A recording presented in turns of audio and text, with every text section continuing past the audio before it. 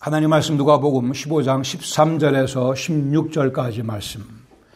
그 후 며칠이 안 되어 둘째 아들이 재물을 다 모아가지고 먼 나라에 가 거기서 허랑방탕하여 그 재산을 낭비하더니 다 없앤 후에 그 나라에 크게 흉년이 들어 그가 비로소 궁핍한지라 가서 그 나라 백성 중 한 사람에게 붙여 사니 그가 그를 들로 보내어 돼지를 치게 하였는데 그가 돼지 먹는 주업 열매로 배를 채우고자 하되 주는 자가 없는지라. 아멘. 오늘은 무서운 얘기로 시작합니다. 교수형 당하는 사형수. 밧줄이 목을 감고 있습니다. 그리고 그가 서 있는 의자, 그 의자를 빼면 그때부터 사형이 진행되게 되죠. 내가 교수형 당하는 꿈, 이런 악몽 꾸지 마세요.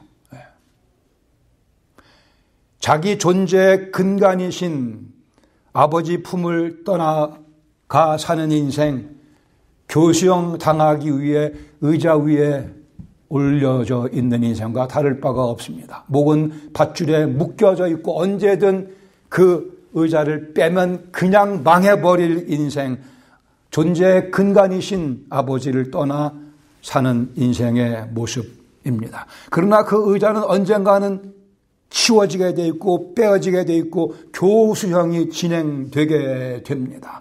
몇십 년 후일 수는 있겠으나 그러나 그 시각은 분명히 찾아옵니다. 예수님 모르면서 소위 인생을 즐긴다고 하는 사람들의 비극적인 모습을 이렇게 요약할 수 있을 것입니다. 분명 그 밧줄이 목을 감고 있습니다. 그들이 든든하다고 믿고 있는, 올라가 서 있는 그 의자 언젠가는 그분께서 빼십니다. 5년 후일 수 있고 30년 후일 수 있고 70년 후일 수 있겠으나 그 의자는 분명히 치워지게 되며 비극적인 사건이 벌어지게 됩니다. 한 영혼의 방황 일기, 오늘은 제2장 영적 침체의 기간입니다. 13절에서 16절까지 먼저 13절에 보시면 이 탕자의 계획이 전개가 됩니다. 그 후 며칠이 안 되어 둘째 아들이 재물을 다 모아가지고 먼 나라에 가 거기서 허랑방탕하여 그 재산을 낭비합니다. 이미 계획된 발걸음이었고 아버지 재산을 다 캐시로 정산해서 들고 먼 나라로 갑니다. 스토리는 급진전합니다. 그의 가출은 무슨 소유 문제를 넘어서서 아버지와의 관계를 단절시키겠다는 이 둘째 아들의 아주 미련한 선택입니다. 아버지와의 관계를 절단시키겠다고 하는, 나중에 19절에 보시면 본인이 그렇게 고백하기도 합니다만은, 예수님께서는 그 탕자의 삶을 요약적으로 묘사합니다. 도덕적인 타락과 물질의 낭비, 자신의 낭비, 자기 마음대로의 삶으로 이어지고 맙니다. 14, 15절에 보시면 무너져 내리는 탕자의 인생, 다 없앤 후에 그 나라에 크게 흉년이 들어 그가 비로소 궁핍한지라. 비유이기 때문에 드라마틱하게 상황이 전개됩니다. 다 없이 한 후에 크게 때마침 풍년이 들어 그가 비로소 궁핍해집니다. 비유이긴 하지만 그러나 우리의 현실과 전혀 다를 것이 없는 탕자의 현실입니다. 15절에 가서 그 나라 백성 중 이방인 중 한 사람에게 붙여 사니 그가 그를 들로 보내어 돼지를 치게 하였는데, 쾌락의 추구와 물질의 낭비, 게다가 환경의 고갈의 벽에 부닥치고 맙니다. 돼지를 치는 인생으로 바뀌고 말았습니다. 16절, 세상에 배신당하고만 탕자의 인생입니다. 그가 돼지 먹는 주업 열매로 배를 채우고자 하지만 그마저도 주는 자가 없다고 예수님께서 비유로 멋지게 강한 인상을 남기며 말씀하십니다. 집에 살 때는 아버지의 의존에 살았었습니다. 아버지 재산을 다 모아가지고 자기 재산을 의지하며 살았습니다. 재산이 다 고갈되고 난 다음에, 탕진하고 난 다음에 그는 그 나라 백성 중 이방인 중에 한 사람에게 붙여 사는 신세로 전락하고 맙니다. 여기 더더욱 비참한 것은 유대인들에게 돼지는 부정한 동물이었고 돼지를 친다는 것은 상상도 못할 일이었습니다. 그러나 그는 거기서 그치지 않고 먹을 게 없어서 돼지 먹는 사료를 먹어보려고 하지만 그마저도 얻을 수 없는 비참한 처참한 처지에 떨어지고 맙니다. 아버지 품에 있을 때는 둘째 아들이었습니다. 그러나 품을 떠나자 탕자가 되어버렸고 그 탕자는 탕자에 머물지 못합니다. 결국 이방인의 종이 되어 돼지를 치며 돼지 쥐염 열매를 갈망하는 모습으로 타락하고 맙니다. 아버지의 품을 떠난 영혼들의 죄인들의 영적인 기진 그리고 고갈의 상태를 예수님께서 비유를 통해 인상적으로 가르쳐주고 계십니다. 막다른 골목에 처한 인생의 철저한 영적 패배의 스토리입니다. 두 개 정도의 교훈을 함께 나누기. 첫 번째, 아버지의 품을 떠나면 인생 낭비될 수밖에 없습니다. 자명한 원리입니다. 아버지의 품을 떠나면 인생 당연히 낭비되고 말죠. 혹시 멍게 좋아하십니까? 저는 멍게를 좋아하는데 이 스토리를 듣고 난 다음에 조금 생각이 바뀌었습니다. 멍게, 이 부화한 멍게는 꼭 올챙이하고 모습이 비슷합니다. 그래서 마음껏 이렇게 바닷속을 헤엄치며 다니는데 이 멍게가 참 멍청한 것은 멍게가 뇌도 있고 눈도 있고 척추도 있고 신경도 있고 등등 많은 걸 갖추고 있는데 이 멍게가 자기 뇌를 먹어버린다고 합니다. 멍게가 수영 헤엄치고 다니다가 바위에 찰싹 붙습니다. 그러면서 그 멍게 게으름이 시작된다고 그래요. 거기 찰싹 붙여서 편하다 생각하면서 뭐 먹을 게 없나 하면서 자기 뇌를 먹어버립니다. 그러면서 멍게의 비극은 시작이 되는 거죠. 그리고는 몸의 다른 부분도 맛있게 먹어버리며 오직 순환계와 소화계만 남겨놓고 다 자기 몸을 먹어버리고 맙니다. 한 구멍으로 물을 빨아들이고 한 다른 구멍으로 배설을 하며 멍게는 바위에 들러붙은 모습으로 전락하고 맙니다. 앞으로 좀 멍게를 좀 안 먹어야겠다는 생각이 들어요. 멍게같이 되면 안 되니까. 뇌가 없이 살고 맙니다. 뇌가 없이 산다. 이게 가능한 모양의 멍게에게는 뇌 없이 사는 것이. 자기 뇌를 먹어버린 인간, 아버지의 품을 떠난 인간이 딱 그렇습니다. 자기 존재의 근간을 없앨 수 있다는 뇌가 없는 생각, 역설입니다. 생각을 한다고 하지만 뇌가 없어요. 멍게보다 못합니다. 멍게는 멍게죠. 하나님의 형상으로 지음받은 자들이 하나님 없다 외치며 자기 뇌를 먹어버려 그 모든 생각이 미련함일 뿐인 상태. 하나님 주신 인생, 하나님의 은혜의 바다를 마음껏 헤엄치며 다녀야 되는데 뇌를 먹어버리고만 인간들. 세상이라는 바위에 찰싹 붙어서 먹을 것이 없나 하다가 하나님을 그 생각에서 지워버림으로 해서 자기 뇌를 먹어버립니다.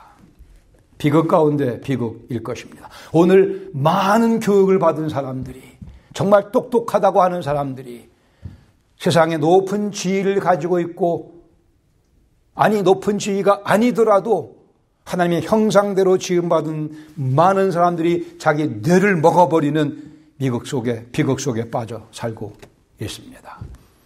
파스칼 얘기했습니다. 사람의 모든 불행은 이 한 가지 사실에서 비롯된다.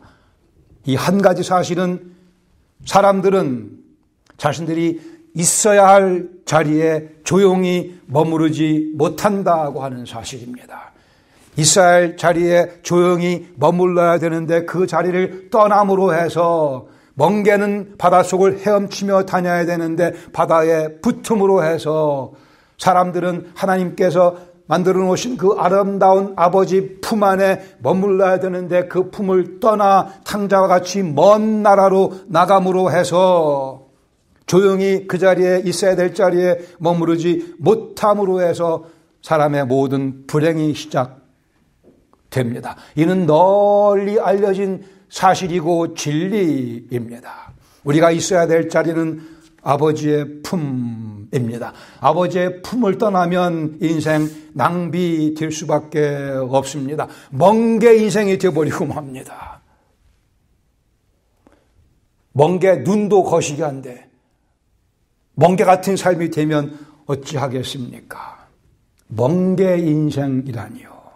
그러나 성경적으로 본다면 그리스도를 내 주님으로 고백하지 않은 모든 인생은 다 멍게 인생에 지나지 않습니다. 또 가서 대짜고 다짜고짜 그러지는 마세요. 그냥 우리끼리 얘기지만 그분들 향한 우리의 사랑이 필요합니다. 멍게같이 살아가는 그 인생이 불쌍하다고 하는 것을 우리가 더 깊이 뼈저리게 인식해야 할 것입니다. 모든 사람은 하나님 아버지께서 주신 것들에 둘러싸여 살아가고 있습니다. 고린도전서 4장 7절 말씀하기를 누가 너를 남달리 구별하였느냐 내게 있는 것 중에 받지 아니한 것이 무엇이냐 내가 받았은즉 어찌하여 받지 아니한 것 같이 자랑하느냐. 우리가 가지고 있는 것, 지니고 있는 것, 모든 것, 아니 우리의 이 존재 자체가 다 아버지께로부터 받은 것입니다. 근데 어찌 받지 아니한 것처럼 자랑하며 살아가느냐. 세상에서 들려오는 함성과 유혹 소리에 마음이 끌립니다.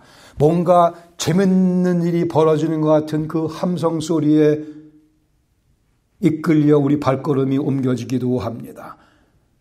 달콤한 유혹 소리에 우리의 발걸음이 세상으로 향하기도 합니다. 아버지의 품을 떠나 먼 나라로 갑니다. 우리가 지난주에 말씀드렸던 영적 사춘기 같이 마치 2박 3일, 3박 4일, 7박 8일의 가출. 탕자는 아버지 재산을 가지고 세상 사람들의 환심을 샀으며 세상 사람들의 인정을 받았습니다. 사람들이 쳐주는 박수갈채 소리가 너무나 좋았습니다.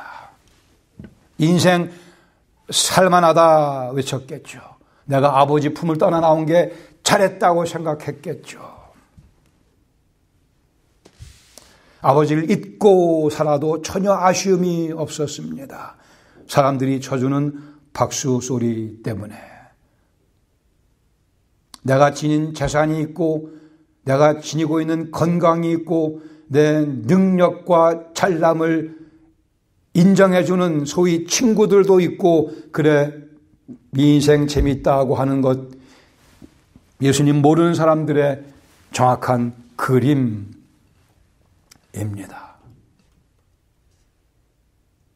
세상의 박수 소리를 경계해야 합니다. 세상의 박수 소리를 듣고 싶어서 아버지의 음성을 거부하는 미련한 선택 경계해야 합니다. 아직 예수님 믿지 않는 분들에게 도전합니다. 또 예수님 믿는다고 하지만 아버지와의 친밀한 교제를 매일매일 깊이 있게 즐기지 못하는 분들에게 도전합니다. 현재의 삶에 만족하십니까? 내 영혼은 안정감을 느끼며 은은하게 들려오는 하늘의 곡조에 내 마음을 실어 노래하며 살아갑니까? 인생의 목적과 의미가 분명합니까? 내 인생을 다 바칠 만큼 가치가 있는 인생의 목표가 없는 사람은 애초에 그 인생 살 만한 가치가 없습니다. 멍게 인생일 뿐입니다. 이 세상을 마칠 준비가 되어 있으십니까? 죽음에 대한 공포를 온전히 해결하셨습니까?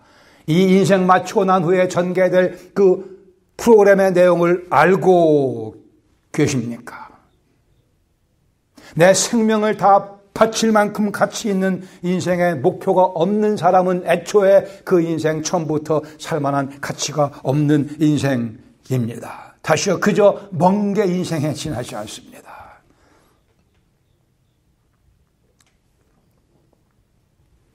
야고보 4장 14절 말씀하기를 내일 일을 너희가 알지 못하는도다. 내일 일을 너희가 알지 못하는도다. 너희 생명이 무엇이냐? 너희는 잠깐 보이다가 없어지는 안개니라. 너희가 도리어 말하기를 주의 뜻이면 우리가 살기도 하고 이것이나 저것을 하리라 할 것이오늘. 주의 뜻이면. 많은 사람들, 대부분의 사람들은 전혀 예기치 못한 상태에서 인생의 마지막을 경험합니다. 자기 예상보다 훨씬 더 일찍이 인생의 마감을 경험합니다. 졸지에 끝날 수 있는 우리 인생. 세상의 박수 소리에 정신을 팔 시간이 없습니다. 하나님 주신 인생을 낭비하지 맙시다. 하나님께로부터의 독립은 인생 낭비의 첩경입니다.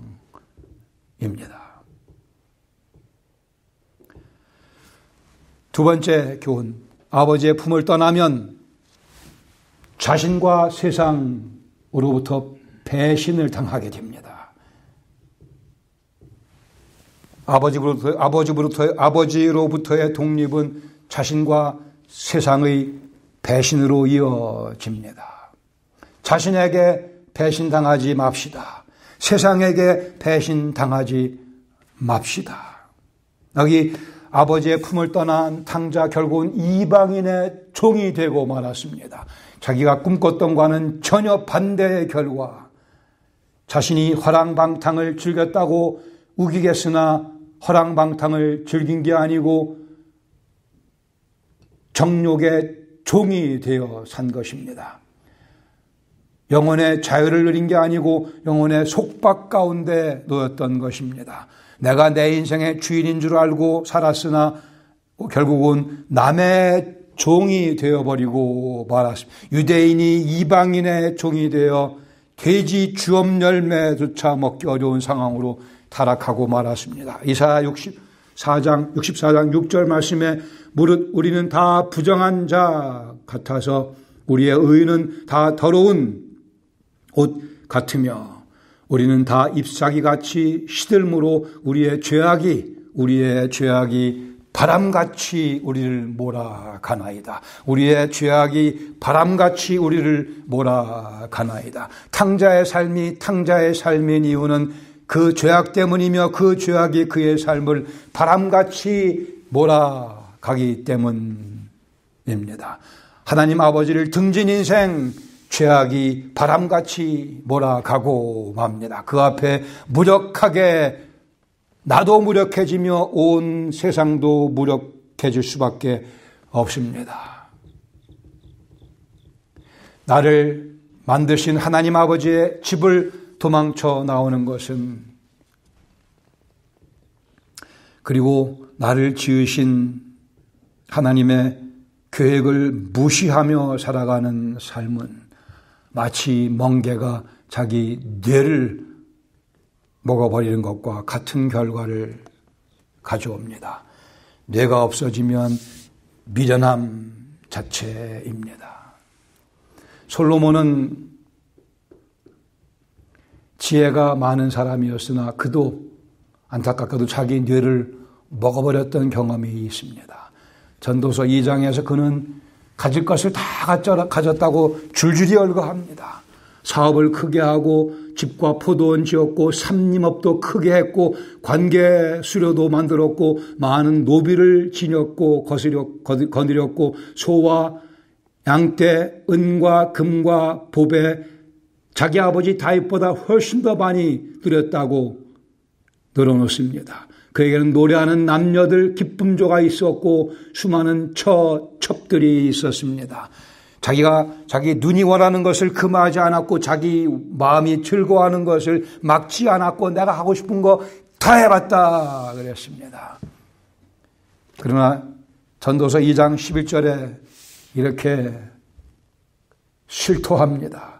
그 후에 내가 생각해 본 적 내 손으로 한 모든 일과 내가 수고한 모든 것이 다 헛되어 바람을 잡는 것이며 해 아래 무익한 것이로다. 달리 표현한다면 이러한 것들이 내가 누린 모든 것들이 내 인생에 참된 의미와 참된 기쁨을 주지 못했다는 얘기죠. 내 계획과 내 꾀에 내가 배신당했다라는 고백입니다. 실토입니다. 내가 소유했던 세상의 모든 것들로부터 그는 배신당했습니다. 동시에 우리에게 경고하고 있습니다. 2007년 여러분 기억하시고 미국의 경제 위기가 다가왔죠. 그때 엄청난 돈을 소위 굴리던 사람들, 여러분 상상도 못할 평생 만져보지 못할 엄청난 돈을 굴리던 사람이 줄줄이 자살을 합니다. 줄줄이 자살을 합니다. 막대한 재산이 인생의 행복을 가져다 줄 줄 알고 보장해 줄 줄 알고 거기에 자기들의 인생을 다 퍼부었지만 그렇지 못함을 발견하고 자살을 합니다. 자기에 의해 자기 인생이 배신당한 것을 깨닫고 자살을 합니다. 세상에 의해 물질에 의해 배신당한 사실을 깨닫고 자살을 합니다. 열거할 수 없을 만큼 경제계에서 엄청나게 유명했던 사람들이 여러분의 이름만 들어도 그 유명한 그 금융회사에 결국 사라지고 말 물질에 의해 그들의 인생은 배신당했습니다. 자기의 꾀에, 자기의 욕심에, 자기의 정욕에 그들은 배신당하고 말았습니다. 세상의 쾌락을 그 누구보다 많이 누렸던 영국의 로드 바이런이라는 사람이 있잖아요. 그 사람 이렇게 얘기합니다. 벌레와 고민과 슬픔만이 내 차지가 되었다고 이 절망적인 넋두리로 인생을 마감하고 맙니다. 백만장자 제이 굴드는 죽어가면서 세상에서 내가 가장 불행한 사람이라고 실토했습니다. 다시 한번 물질에 의해 배신당한 쾌락에 의해 배신당한 인생들의 씁쓸한 아주 쓰디쓴 고백입니다. 19세, 18세기의 프랑스의 철학자 볼테르, 이 사람은 십자가를 조롱하던 사람입니다. 그러나 그는 죽으면서 나는 차라리 나지 않았으면 더 좋았을 뻔했다라고 그 철학자가 고백하며 인생을 마치게 됩니다. 허랑방탕할 때 눈앞에서 춤추던 인생들이, 눈앞에서 춤추던 세상이 돼지우리로 바뀌고 맙니다. 높이 들며 부딪히던 그 술잔들이 돼지 주엄 열매로 바뀌고 맙니다. 고급 향수 냄새가 돼지우리의 추한 냄새로 바뀌고 맙니다. 아버지의 품을 떠난 인생들이 경험해야 될 마지막 장면들입니다. 내 재산으로 더 이상 내 인생을 연장시킬 수 없는 그 한계에 곧 다다르게 될 것입니다. 야고보서 1장 17절 말씀에 온갖 좋은 은사와 온전한 선물이 다 위로부터 빛들의 아버지께로부터 내려오나니, 우리가 참되게 누릴 수 있는 좋은 선물, 귀한 것들은 다 아버지께서 허락해 주십니다. 주님 주시옵소서. 제가 주님 품 안에, 주님 집 안에 거하겠습니다. 그리스도를 믿은 우리에게 빛들의 아버지는 바로 하나님이십니다. 조심스럽게 우리 내 뇌는 멀쩡한가 확인하셔야 됩니다. 나는 아버지 품 안에서 온갖 좋은 은사와 온전한 선물을 누리며 즐기며 살고 있는가, 아니고 더 나아가 이것을 나눠주는 삶을 살고 있는가. 예수 그리스도를 모르는 인생들, 성경적으로 멍게 인생입니다. 마음의 아픔을 가지고 그분들을 위해서 우리가 기도하고 더 열심으로 섬겨야 될 것입니다. 가출한 인생, 과연 즐길만 한가요? 자신과 세상에 의해 배신당하지 맙시다. 우리의 선택 주님께서 도와주시기를 바랍니다. 같이 기도하겠습니다. 이 말씀을 나누며 다시 한번 주님께 감사하지 않을 수 없습니다.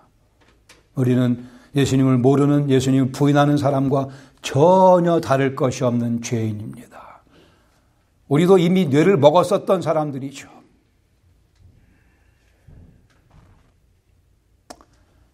그러나 뇌가 회복이 됐지 않습니까? 얼마나 감사합니까? 주님 주시는 명석한 이 뇌를 가지고 뇌를 먹어버린 영혼들 조심하세요. 근데 멍게라고 그러지 마시고 온유한 마음으로, 사랑하는 마음으로 기도하며 꾸준히 기도하십시다. 주께서 분명코 우리의 기도를 들으시며 그 영혼들을 구원하시며 아버지 품 안에 품어주실 것을 믿습니다. 그날이 속히 오기를 우리가 기대하지만 하나님께서 정하신 시각에 그 일이 이루어질 것을 믿고 우리는 우리의 책임을 다합니다. 저를 구원하신 그 은혜로 주님께서 그 영혼들도 구원해 주시옵소서. 우리 자신 돌아보시면서 자꾸 이 뇌를 갉아먹으려고 하는 그러한 엉뚱한 선택, 엉뚱한 결정, 엉뚱한 행보, 주님 제거해 주시옵소서.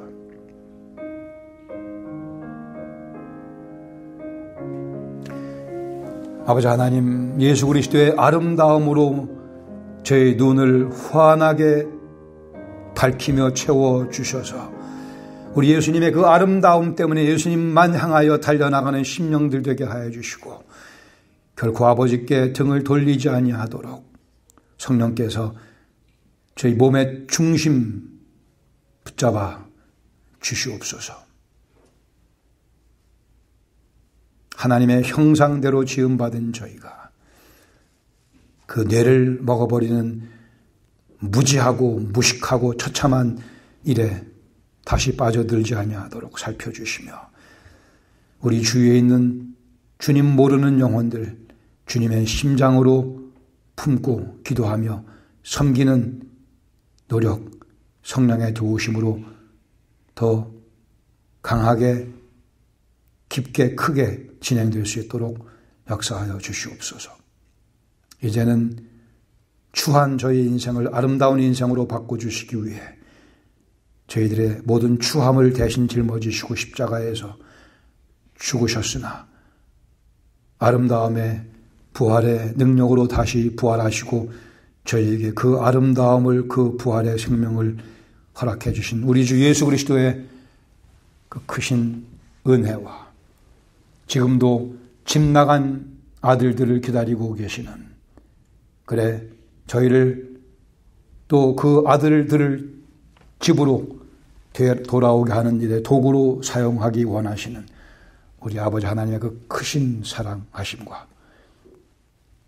진리를 분별하며 진리에 순종할 수 있도록 깨우치시고 결단할 수 있도록 저희의 믿음의 의지를 북돋아 주시는 성령님의 역사하시니 이 시간 주 앞에 그 은혜를 감사드리며 주신 사명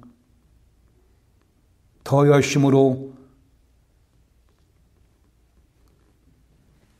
더 진지하게 더 주님을 의지하며 수행해 나가기로 위해 주 앞에 다짐하며 주의 도우심을 구하는 주의 사랑하는 백성들의 심령 가정 위에 또 은혜와 영광 교회 위에 늘 함께해 주시기를 예수님의 이름으로 축원하옵나이다. 아멘.